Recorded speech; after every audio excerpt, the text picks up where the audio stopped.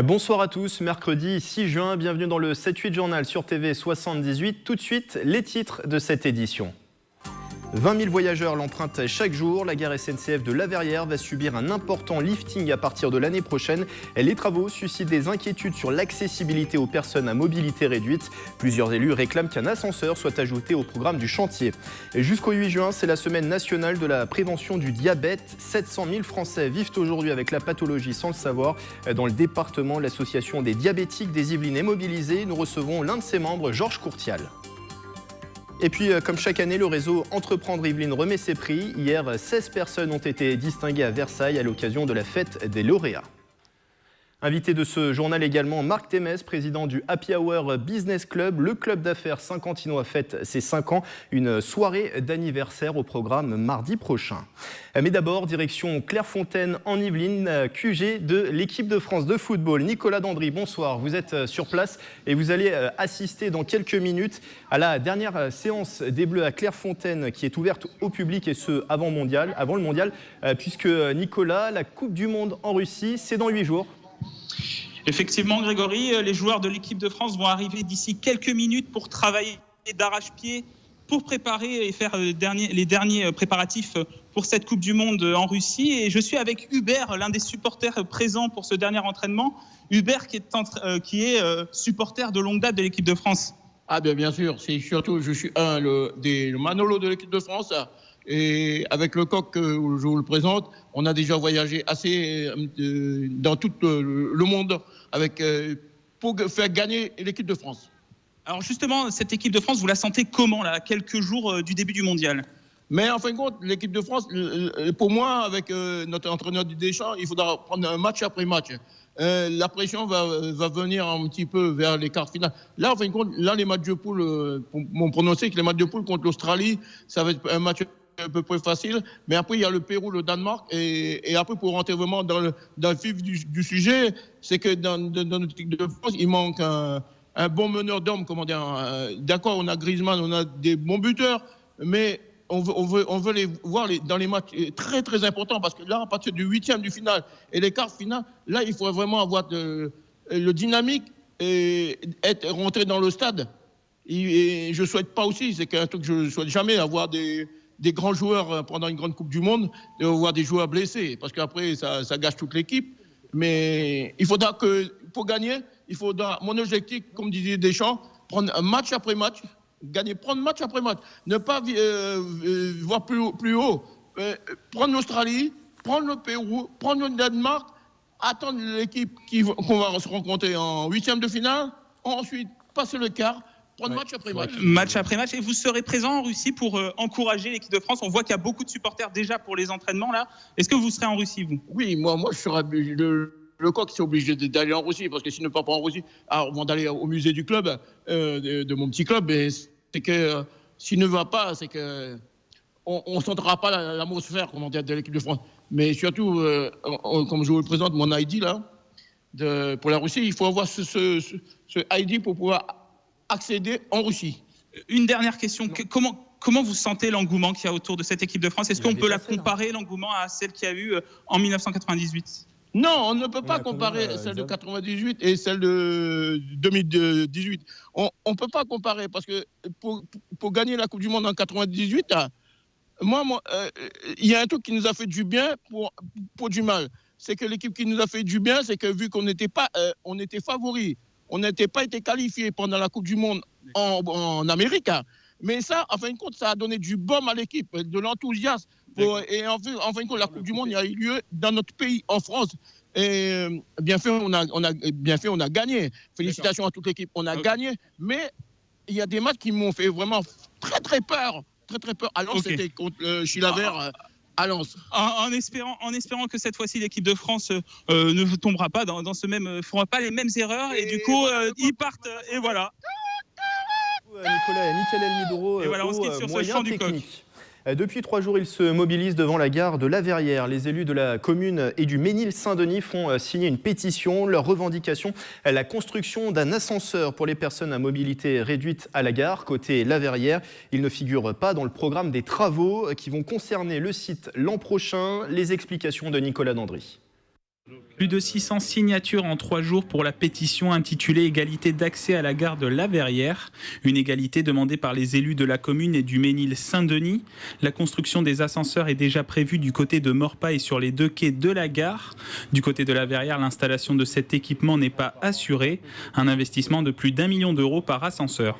Comme tout le monde est à peu près d'accord qu'il faut des ascenseurs pour les personnes à mobilité réduite, le problème il est financier. La SNCF, elle voit l'entretien qu'elle aura apporté au niveau des ascenseurs. Donc je peux comprendre, hein, mais en même temps, nous de ce côté-là, on a un vrai besoin. Le Mesnil-Saint-Denis est aussi concerné. Selon la mairie, près de 3000 habitants de la commune sont susceptibles de fréquenter la gare de La Verrière. Des usagers qui viennent aussi de la vallée de Chevreuse. Prendre ce train, descendre avec une valise ou bien avec une poussette et des enfants, eh bien ça relève de l'exploit. Donc il est absolument anormal qu'aujourd'hui et à notre époque, faire une rénovation de gare sans prévoir la mise en accessibilité pour une grande partie de la population, puisque je pense que les flux de ce côté dépassent les 2/3 des usagers de la gare, tout simplement c'est pas normal. Selon Saint-Quentin-en-Yvelines, l'installation de cet ascenseur devrait être portée par la SNCF, une version que conteste l'entreprise ferroviaire en attente de nouvelles informations sur le financement. Ces travaux s'inscrivent dans la rénovation du pôle gare de La Verrière, un investissement global des collectivités de 16 millions d'euros, des travaux prévus entre 2019 et 2022.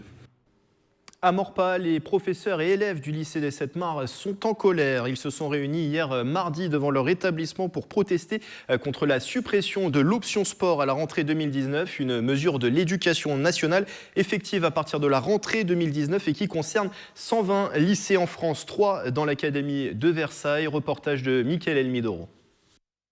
Ces professeurs de PS du lycée des 7 Mars jouent peut-être le match le plus important de leur carrière. Brassard noir autour du bras, ils ont organisé ce mardi 5 juin une veillée funèbre. Objectif, protester contre la suppression de l'option sport dans leur établissement à la rentrée 2019 voulue par l'éducation nationale. On ne pouvait pas se permettre de rien faire parce qu'on pense à nos élèves, on pense aussi à notre équipe de direction qui nous a toujours soutenus au niveau du projet d'établissement. On pense à tous les parents qui sont aussi investis.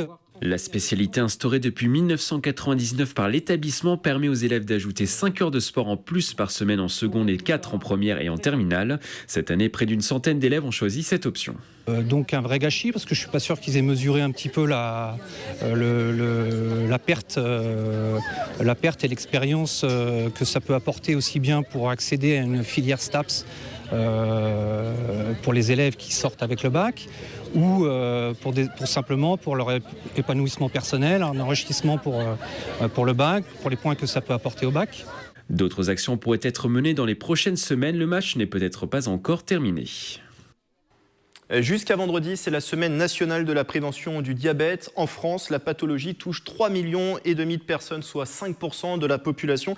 Et des associations de patients existent pour mener des actions de prévention, d'information et d'accompagnement. Bonsoir Georges Courtial. Bonsoir. Vous êtes membre justement de l'une de ces associations représentant de l'AFD 78, c'est l'association des diabétiques des Yvelines. Vous êtes vous-même atteint de diabète depuis plus de 40 ans. Alors, un point d'information déjà pour nos téléspectateurs, le diabète se caractérise par un excès de sucre dans le sang. Comment on explique la présence en excès de ce sucre dans le sang ? Alors, ça serait très long à vous expliquer.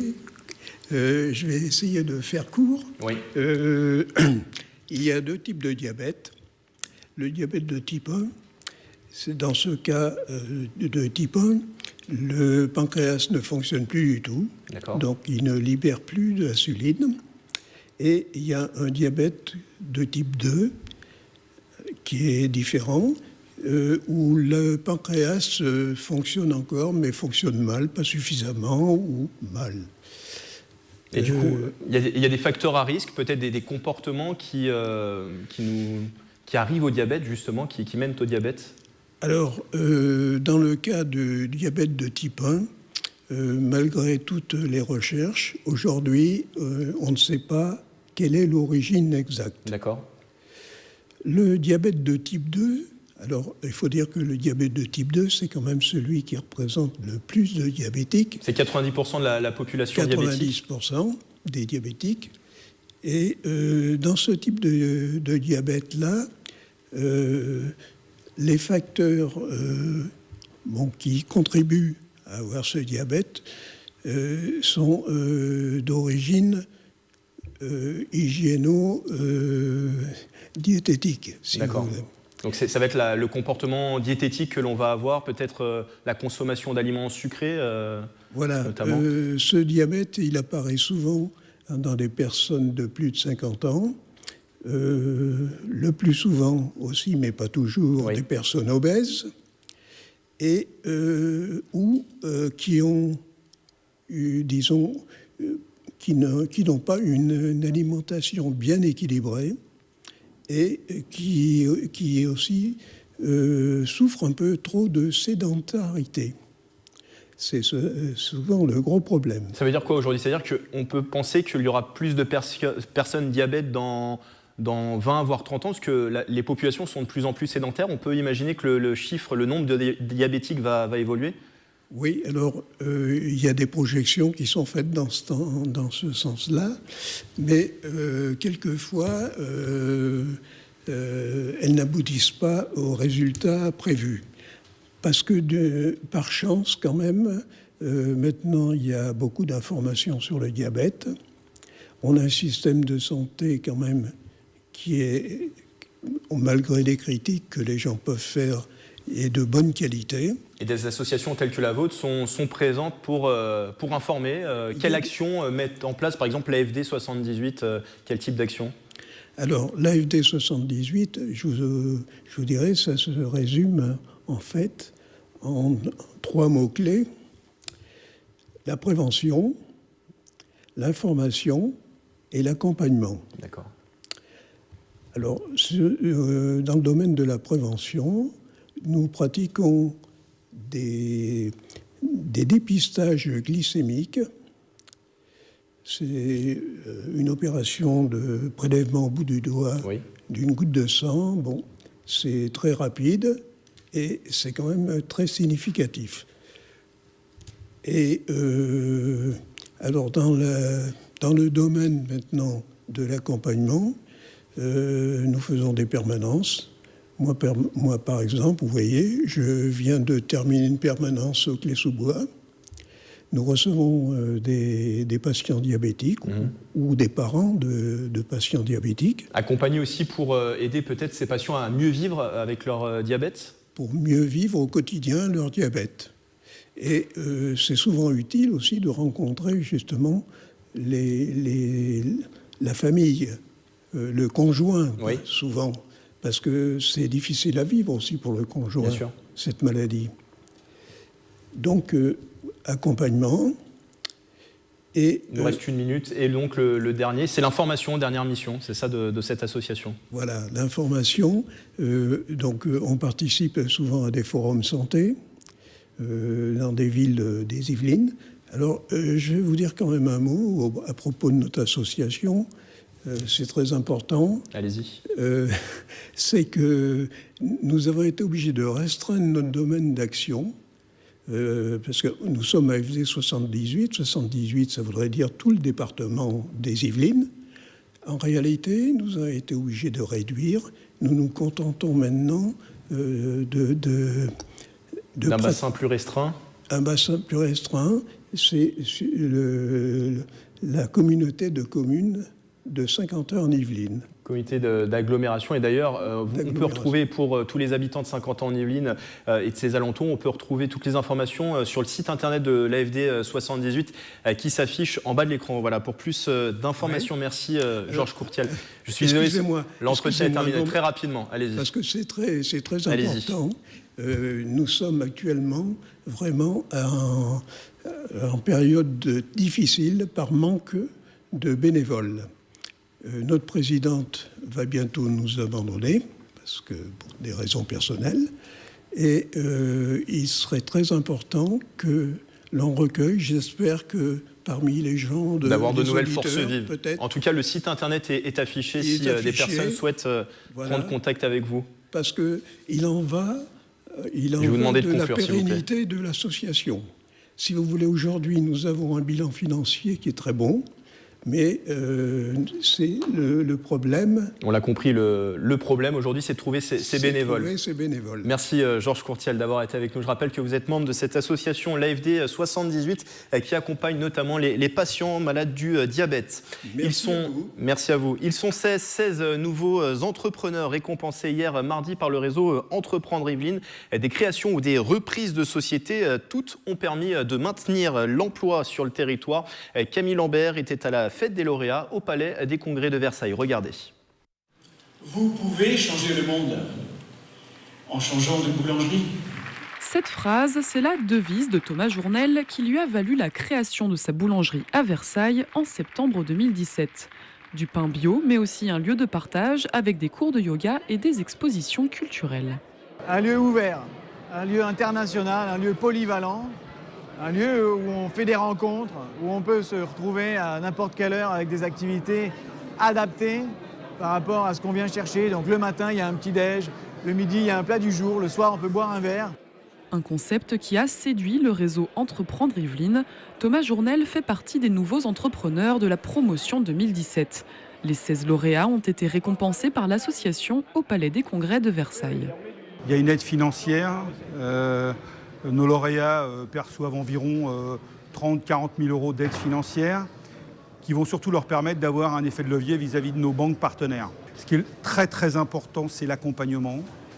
L'accompagnement qui est mis en place avec un chef d'entreprise en activité la plupart du temps, qui va suivre le lauréat pendant à peu près 2 années. Une assistance pour concrétiser son projet. Avec ce dispositif, Long Liu a pu créer sa marque de souliers en mars et voit déjà plus loin. Notre rêve, c'était de faire des souliers à la main, faire des souliers à la main comme on faisait il y a plusieurs siècles. On compte grandir d'ici 3 à 5 ans, on compte grossir l'équipe et embaucher 3 à 5 personnes. Seul ombre au tableau, soulevé par la vice-présidente de la région et marraine de la promotion Alexandra Dublanche, encore trop peu de femmes font partie de l'aventure. Sur tous les entrepreneurs qui sont accompagnés par des structures comme Réseau Entreprendre, il y a 39% de femmes. Nous, logiquement, on veut atteindre 50% de femmes. Et c'est l'objectif. Toutes ces structures, on les finance. On leur a dit maintenant, on vous met cet objectif 50%. Depuis ses débuts en 2011, Réseau Entreprendre Yvelines a permis de créer ou de sauvegarder 1400 emplois sur le territoire. On continue de parler économie dans ce journal avec un nouvel invité, Marc Témès. Bonsoir. Bonsoir. Vous êtes le président de l'Happy Hour Business Club. C'est un club d'affaires qui est basé à Saint-Quentin en Yvelines. Il fête ses 5 ans cette année. Donc la soirée d'anniversaire, ça sera le 12 juin à l'île de loisirs de Saint-Quentin en Yvelines. On va en parler dans un instant. Déjà, revenons aux prémices de ce club. Pourquoi le fonder en 2013 dans un territoire où il y a 16 000 entreprises, un territoire riche d'entreprises, Saint-Quentin en Yvelines? Dans votre argument, il y a déjà un peu de la réponse. Il faut savoir que moi, j'ai un passé. J'ai été pendant 38 ans et demi salarié au groupe Malakoff-Médéric et je m'occupais des entreprises et j'ai été chargé des relations extérieures. Donc, je suis parti en retraite au 1er mars 2013. Et comme pour moi, la retraite n'est pas une fin en soi, mais un début d'une aventure, j'ai tout de suite créé une société. C'est pas une association, c'est une société. Et puis je me suis posé la question, toute honnêteté, qu'est-ce que je sais faire? Ça a été vite fait, faire du relationnel et mettre en relation les entreprises les unes les autres. C'était mon job. Et qu'est-ce qui le différencie d'autres clubs d'affaires? Parce qu'il y en a plusieurs sur le territoire de Saint-Quentin. Justement, il fallait absolument que je sois différent des autres. Si c'était pour créer un énième club d'affaires, je ne l'aurais pas fait. Donc j'ai basé le club d'affaires sur la culture. Comment ça marche? Le 2e mardi de chaque mois, à l'UGC, qui est un de mes partenaires, dans une salle de cinéma, j'organise des conférences avec des sujets très variés. Il y a eu une conférence récemment sur la sorcellerie, notamment sur la route Saint-Jacques de Compostelle. Alors, aussi. Justement, le 7, c'est-à-dire demain, j'ai une conférence, une deuxième sur En route pour Saint-Jacques de Compostelle. Pour la petite histoire, mes conférences, je suis complet jusqu'en juin 2019. C'est fait. Donc, et en septembre, je la donne en avant-première. La conférence va s'appeler « J'en parlerai à mon cheval ». C'est original. En fait, j'ai dans mes entreprises quelqu'un qui fait de l'équicommunication.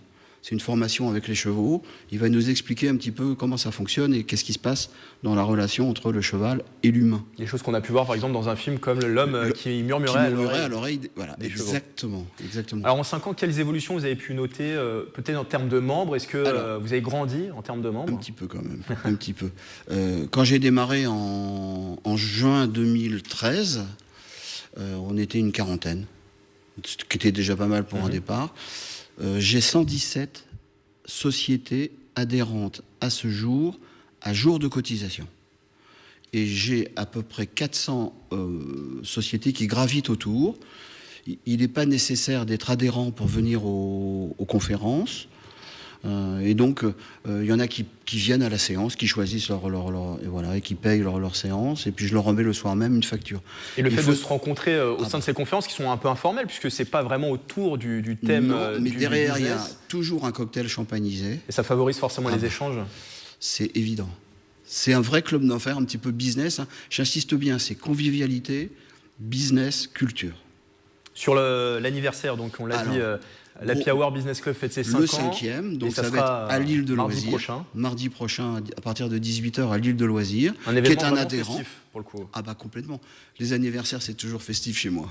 On fait la fête, mais toujours, il n'y a pas de parti pris, il n'y a pas de... Ça se passe normalement très bien, un cocktail. J'ai même la chance cette année d'avoir un quatuor de saxophone de l'Université de Saint-Quentin, qui est un de mes partenaires. Il faut savoir que dans mes partenaires, il y en a des prestigieux, TV Film notamment, enfin TV 78 depuis maintenant. Le 1er juillet de l'année dernière. Mais oui, mais moi ça fait longtemps. Et puis j'ai l'UGC bien sûr, j'ai le théâtre de Saint-Quentin, j'ai le golf national, j'ai le vélodrome. Et pour la soirée, l'université, la soirée du 12, plusieurs animations, notamment de l'agility golf, pilotage de drone. Exactement, les gens qui vont venir, ils pourront faire à volonté ce qu'ils veulent. Conduire des drones, tenir en équilibre dans les grosses bulles sur l'eau, faire du City Coco, une espèce de carte sur un circuit pas possible, s'initier à l'adresse au niveau du golf, enfin, plein de etc., etc. Surprise. Il nous reste 20 secondes. Qu'est-ce qu'on peut souhaiter pour vos 5 ans au Happy Hour Business Club? Qu'on se retrouve l'année prochaine pour les 6 ans et que ça continue de pousser, puisque je vous l'ai dit, j'ai 117 aujourd'hui sociétés adhérentes. Et puis petite particularité, je ne fais pas de prospection, jamais, depuis 5 ans. Ce sont mes adhérents qui m'emmènent des membres. Et je peux vous assurer que c'est la meilleure des politiques. Et pour participer donc à cette soirée, qu'on soit adhérent ou non adhérent, il y a votre adresse mail. Il y a une possibilité, si les gens, ça les intéresse, je leur retourne par retour de mail. J'ai mon mail, c'est ms.marc@gmail.com. Je leur retourne l'invitation. Qui s'affiche actuellement. C'est super sympa. Et puis voilà, et ça me fera un grand plaisir. Qu'on soit 120 ou qu'on soit 130 ou 140, ça ne changera pas la face du monde. De toute façon, j'ai déjà plus de 110 réservations. Merci Marc Témez d'avoir été avec nous, président du Happy Hour Business Club. Et on rappelle que ce club d'affaires de Saint-Quentin en Yvelines fête cette année ses 5 ans. Absolument. Avant de refermer ce journal, quelque chose de festif également. Les vacances d'été approchent à grands pas et les apéritifs vont se multiplier. Alors pourquoi pas le faire autour de charcuterie? Son invention pourrait vous simplifier la vie. Et Eric Lindemann a conçu une trancheuse à saucisson. Cet habitant de Méret a reçu la médaille d'argent du dernier concours Lépine à la Foire de Paris. Patrick Jacques de Dixmude et Clémence Ternier l'ont rencontré. Tranche fine ou épaisse, cette machine va enfin couper court au débat.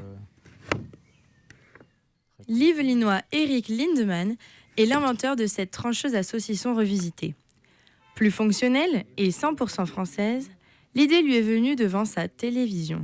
J'étais séduit par ce produit et tout de suite je me suis dit il fallait vraiment que je crée un modèle avec une inclinaison à 45 degrés. L'idée, c'était vraiment de créer quelque chose à 45 degrés qui puisse découper facilement et surtout tous les aliments. Parce que c'est vrai qu'aujourd'hui, l'idée, faire simplement une trancheuse à saucisson, en faire une deuxième, non, mais l'idée, c'était vraiment de pouvoir développer un produit qui soit vraiment utile au quotidien. Eric dit s'être inspiré de la guillotine. Mais cette trancheuse s'avère beaucoup plus conviviale, puisqu'elle coupe aussi les carottes, tomates, citrons et même les pommes de terre. La pomme de terre. Cette invention a connu un succès tranchant auprès du jury du concours Lépine, qui lui a décerné la médaille d'argent. Et alors, qu'est-ce qu'on ressent quand on reçoit ce diplôme, justement ? On est plutôt content et satisfait. On se dit c'est une belle réussite et c'est très valorisant. Et c'est vrai que j'ai eu beaucoup de commentaires très positifs, de personnes qui m'ont félicité et je ne pensais pas que l'impact serait aussi important finalement. Son originalité ? Chaque modèle est fabriqué totalement à la main. 2 entreprises du territoire sont sollicitées pour sa création. Une pour le bois et l'autre pour la lame. Pareil, de l'autre côté. Eric commercialise ses machines au prix de 89 €. C'est la fin de ce journal à suivre, le 7-8 Culture, présenté par Mélanie Poquet. Et les reportages de cette édition sont à revoir sur notre site internet et notre application mobile TV 78. Excellente soirée à tous.